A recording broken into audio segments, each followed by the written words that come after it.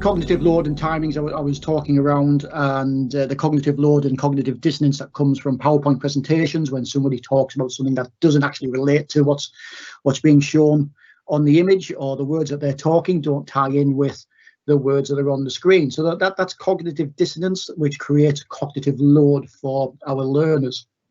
And one of the things about is trying to reduce that. Now, I'm not going to spend any time talking about me, but this is my 20th year in further education, and I've always been involved in educational technology in some way or another. So when we got the opportunity to join the Edtech Demonstrators Schools and Colleges program, we absolutely jumped at it, because we do a lot of really outstanding work, and for what is relatively a relatively small college, we definitely punch above our weight with our impact.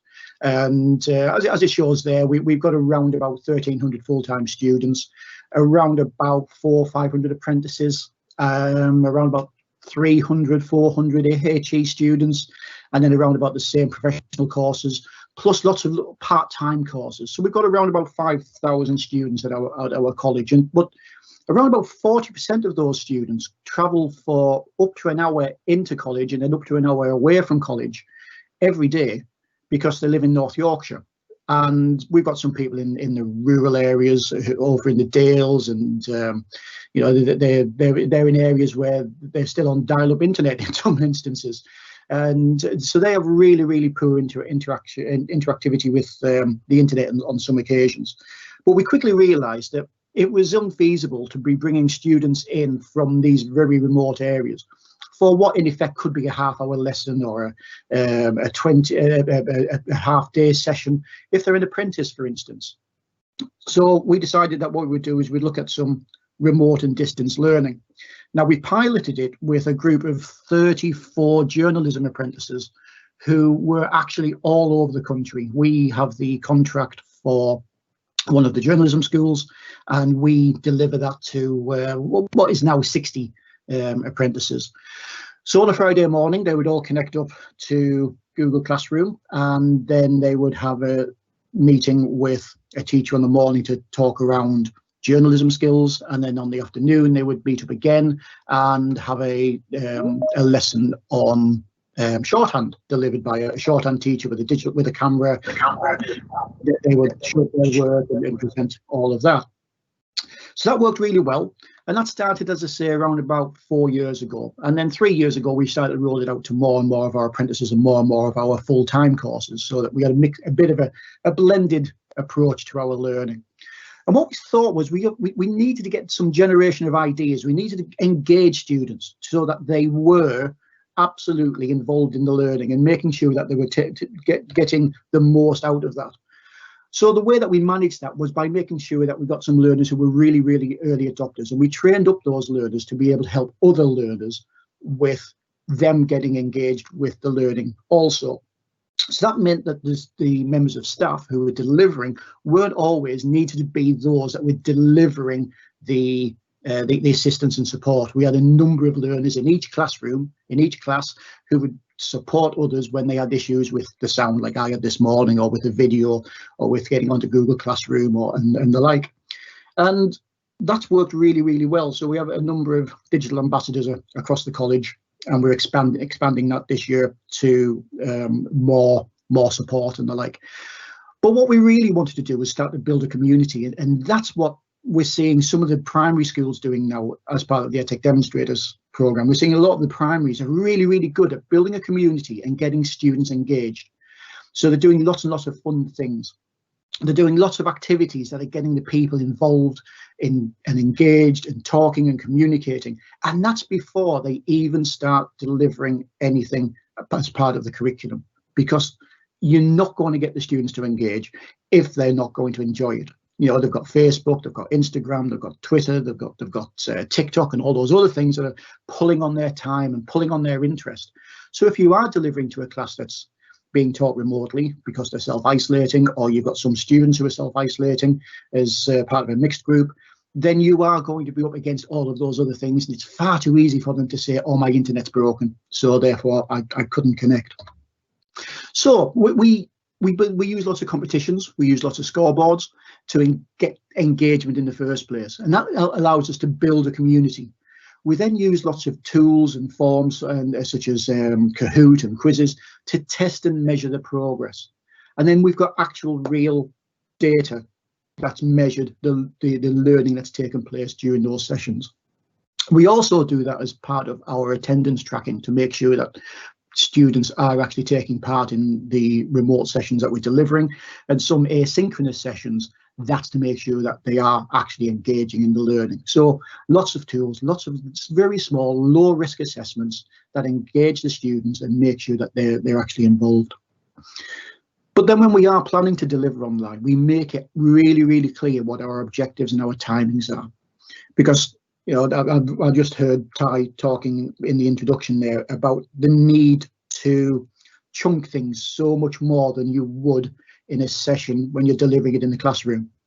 In the classroom, you know the ebb and the flow of a session. You know when the quiet times are, you know when the busy times are going to be, you know which learners are going to need support when, and you know which learners you're going to be able to leave to fly on their own for a while. But when you're delivering online, it is so much more difficult to do that because of you are always online. You never have that downtime. It's like in a meeting.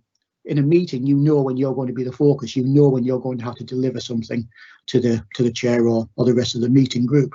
However, the rest of the time, you know when you can be staring out the window, and you can know when you can be writing a shopping list and you can be doodling.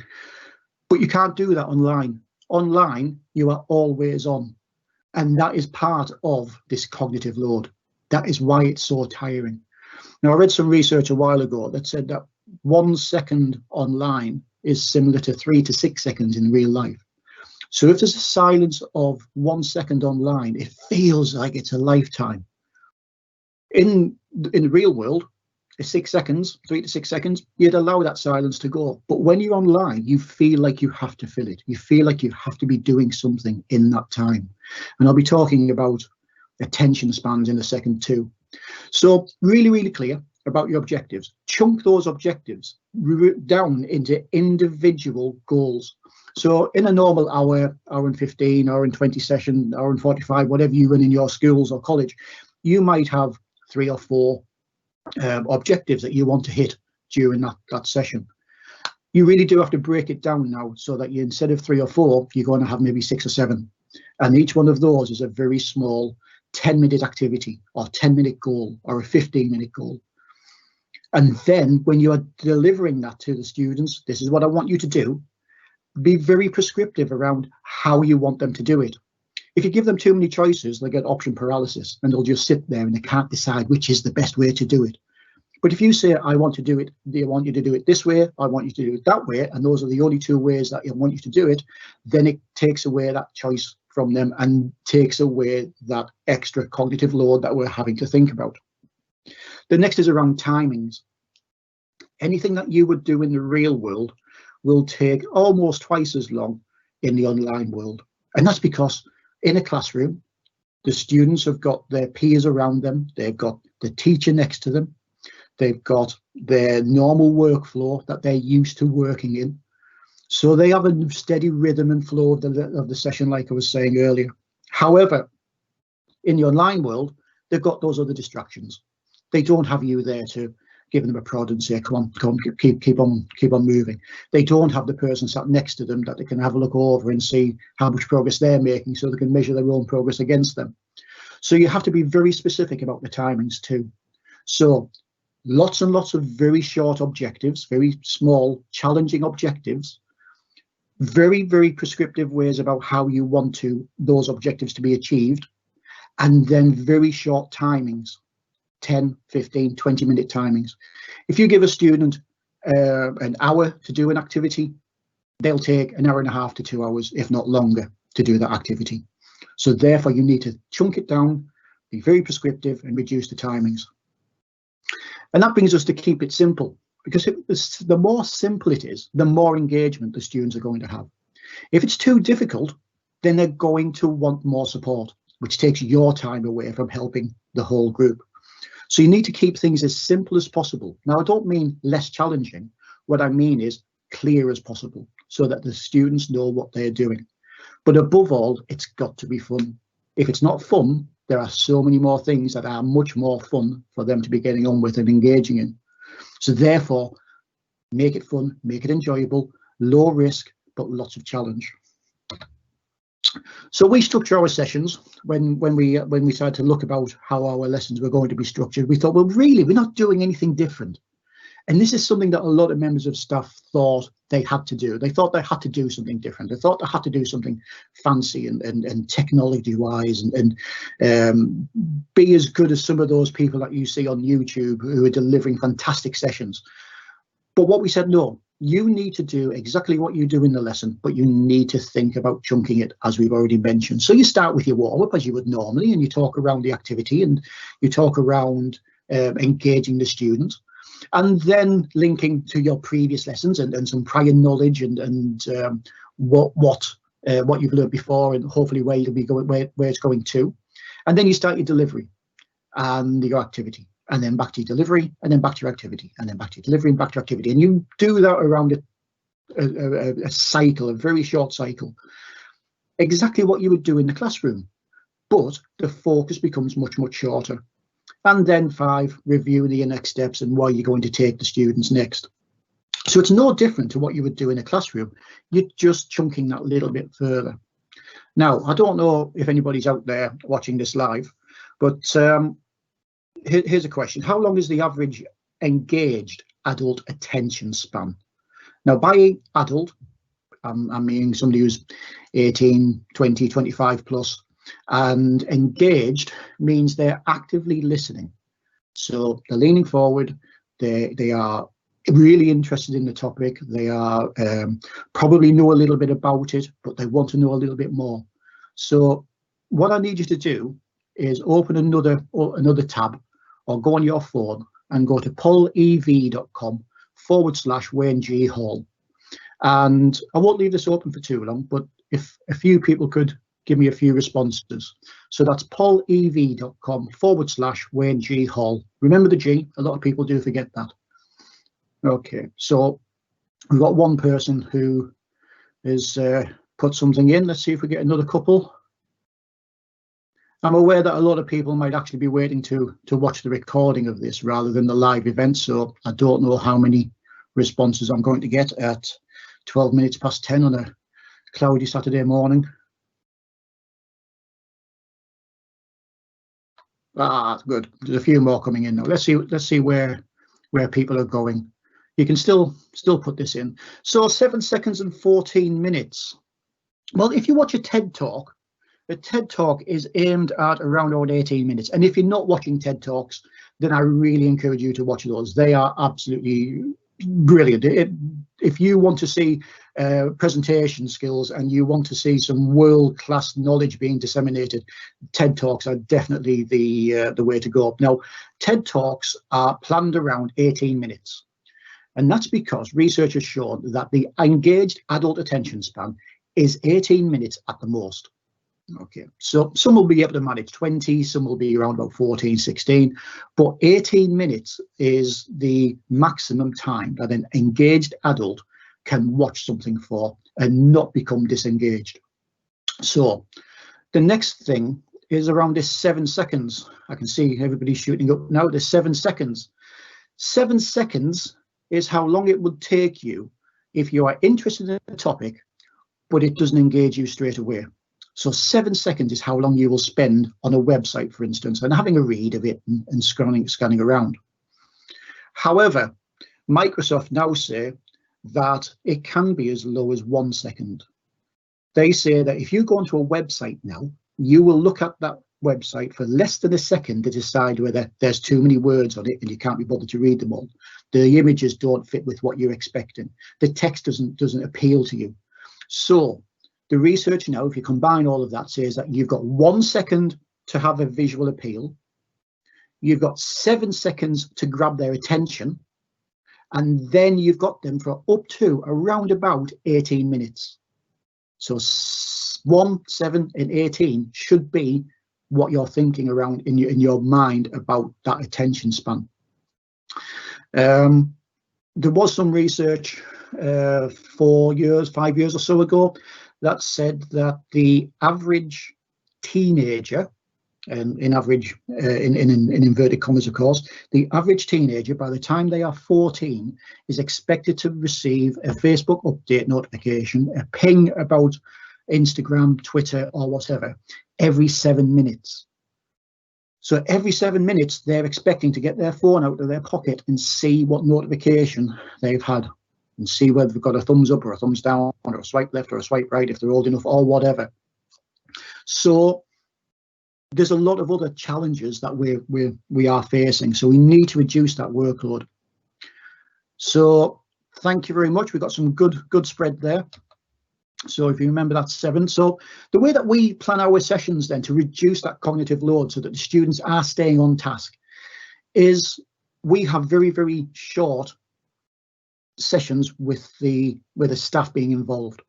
So we are very much taking the lazy teacher approach. We put all of the work on the students. So we'll start our sessions with a 5 or 10 minute fun activity, which is getting the learners engaged, building that community, as I mentioned earlier. And if you don't build a community, they're not going to want to join it. So we spend that five or so minutes doing that and then introducing the topic. We then give them a fairly chunky activity that's going to take around about 15 minutes for them to do. That might be to go away and research something. It might be building on some prior knowledge that they've gained in the previous session. But it's that big bit of work that's going to form the foundation for the next bit that we do. We then come back to the staff for another 5 minutes of bringing it all together and bringing all the students back on track and making sure that every student can share their thoughts and just talking around any misconceptions that we've noticed when we've been cycling through the students' work. We've then given them a 10-minute activity, which builds on that foundations that we've done before. That 10-minute activity starts to consolidate their knowledge, and then it comes back to us for another 5 or 10 minutes at the most from us. We then give them, after that, a 5-minute activity, and then that brings us to our 5-minute activity that wraps it all up. So if we have a 5-minute at the end, a 15, a 5, a 10, a 5, another 5, and then another 5 for us, that brings you to around about 55 minutes to an hour of student engagement. And that's probably as much as you're going to get out of a learner before they are starting to feel some sort of tiredness, weariness, and engagement, a lack of engagement. Now, one school I was talking to the other day said they were shocked that it was the other way around, and that they all give their biggest task at the end. But now they can see that by giving the biggest task at the end, the students are the most tired then, so they're not going to get the most out of it. And research shows us that students remember what happens at the beginning and what happens at the end. They don't remember very much that goes on at the start. So if you can get that topic precedence, if you can get that foundation built at the beginning of the session, then it's less tiresome as you move forward. So it's all about maximizing the germane load. If we start at the bottom of that chart there, the germane load is those skills that we've taught the students. So we've taught the metacognition skills. We've taught the skills about how to use our learning platform. We've taught the skills about how to construct an essay, an assignment, a report, a presentation. They know how to do those, so they're not having to learn them. There's no real challenge in those things. Then we're managing the intrinsic workload, making sure that the activity is as direct as it needs to be. We don't want to put too much in there, but we don't want to put too little in there. So you manage the workload to make sure that the students are achieving what you want them to get out of it. And then finally, we minimize any extraneous loads. Now, the extraneous loads are things like having them to go off and find things that aren't going to impact on the learning. We try to make sure that they're in a quiet area where they're not going to get disturbed by people around about. We ask them not to second screen so that they're not playing Minecraft while they're trying to do your work. So those types of working practices that aren't distractions to what you're wanting to do. And then as they're working through that, we monitor our learners in real time, which is the beauty of modern platforms, isn't it? And we can do this on Teams, and we can do this on Google Classroom. We are a Google reference college, and so Google's recognised that we do use the full Google Workplace, as it's called, I think, or something. It's not G Suite anymore, and we use that effectively across the whole of our college. So we put assignments out, we put tasks out as assignments. That then means that we can monitor the workload that the students are doing in real time as they're working through. And then we can give them feedback as they are, as they're meeting those challenges. And it means that we're not having to provide feedback at the end. We cycle through the students' work, and then we're putting feedback on there in real time. And if we need to bring all the students together for a group discussion, then we can do that.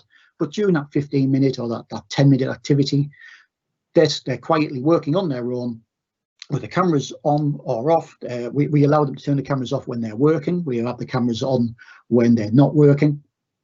And we find that they get less disturbance that way, less interruption. But then we engage with the students remotely by putting comments against their work as they are moving through. And then the last thing I want to mention is to blur or not to blur. Now, some schools, because of safeguarding and because of their setting, have said that yes, staff have got to blur their backgrounds, students have got to blur their backgrounds. What one school I'm working with is in such a deprived area that there's a possibility of bullying amongst their pupils, so they say that they don't turn their cameras on for that reason. However, there was again some research carried out at the beginning of lockdown by the BBC around trust, and it showed that those politicians that were coming on and talking about COVID and other things, if they blurred their background, people were less trusting of that person than if they didn't blur their background. Because what you're saying, if you blur your background, is I'm not welcoming you into my space. I'm not letting you come into my environment. And we wouldn't say that in a classroom, would we? In a classroom, we welcome the learners, we welcome them at the door, and research has shown that that is one of the most powerful tools for improving student behaviour and engagement, is that we're actually welcoming them into your space. So if we're blurring our backgrounds, straight away we're saying there's a barrier. I don't want you in. And the other side of that, yeah, you might be able to see behind me, I've got something like 2,000 books here. My wife and I, we can't walk past a Waterstones without dipping in and buying 2 or 3 books. And that has caused so many conversations with pupils and staff and students around politics and history and education and science fiction and literature. Those are all conversations that wouldn't have happened if they hadn't been able to see my background. And that then builds that engagement again and shows that you are a real person. You're still the real person that you would have been if you're in the classroom. It also removes any further cognitive load, because the pupils aren't focused on you as a blurred head. They're now focused on you as an individual. So we talk around a lot about what's worked well for us, and we share all of our practices quite well across our college to make sure that works fine. And I'll stop talking now. As you probably know, it's very difficult to know whether anybody's actually out there. But thank you very much for answering those questions around cognitive load and the concentration. But that's me finished now. Thank you very much.